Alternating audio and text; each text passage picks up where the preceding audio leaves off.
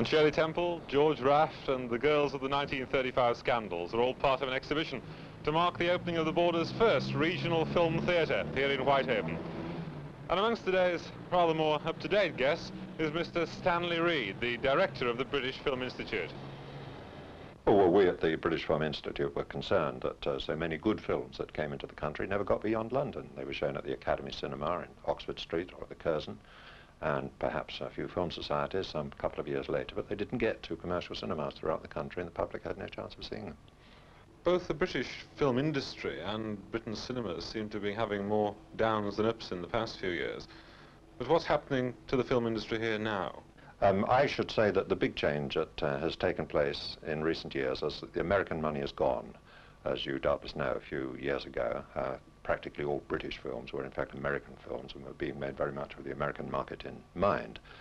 When the American money largely disappeared, it meant that those people who were still prepared to produce films had to work on smaller budgets. I think this is a very good thing, because I think the thing had got over-elaborate, unnecessarily expensive, and young men were not getting their chances. So I think there is probably a better chance for young filmmakers in Britain today than there's been for a good many years.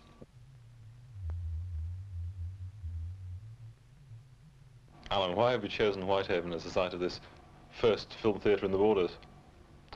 Well, Whitehaven is a centre for people in this area, both for their leisure activities and their shopping.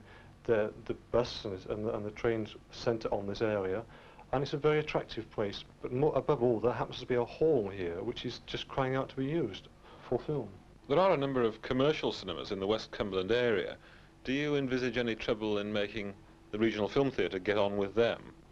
Well, a regional film theatre is not in business to compete with commercial cinema. The job of a regional film theatre is to supplement and to complement the activities of commercial cinema by showing those films which are not commercially viable for this area.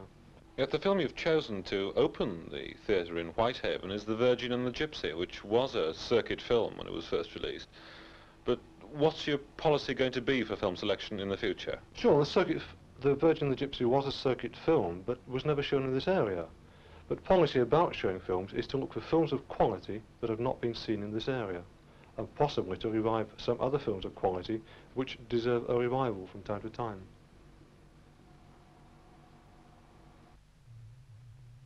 Well, this week we've had the Band of the Dragoon Guards, the High-Level Ranters, the Miss Cumberland Contest. We've had the Inner Wheel District Rally, Police Inspection, Mayor Making, Carlisle Diocese Mothers Union, British Rail Tea Party, Whitehaven Tennis Club, the Smith Brothers Dinner Dance, the Rennie Anderson School of Dancing. So what else but a film theatre?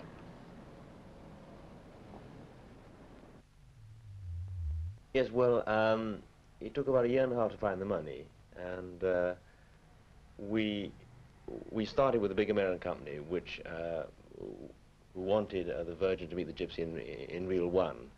And Mr. D.H. Lawrence, whose story I was doing, thought that they ought to meet perhaps on Reel 4 or 5, and I thought so too. So we pulled out of the American company, and it took about a year and a half to find the cash.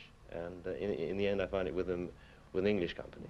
As a filmmaker, what good can things like the regional film theatre do for you? Well, I think that this film evidently hasn't shown here before. I don't know why it hasn't. I think it should have done.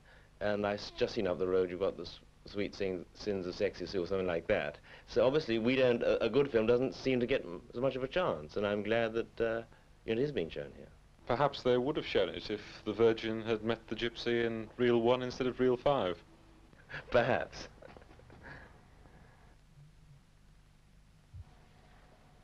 I believe that you're going to retire from the British Film Institute later in the year, but what do you hope the regional film theatres will do in the future? Well, I'm going to continue to be concerned with the regional theatres, actually. I've been asked by the governors of the Institute to act as a consultant to them on the regional development. What I want to do is to advise them as to what is the best national plan, the best way to feed central government money in, to carry through the simple original object of getting more films of quality to more people throughout the country.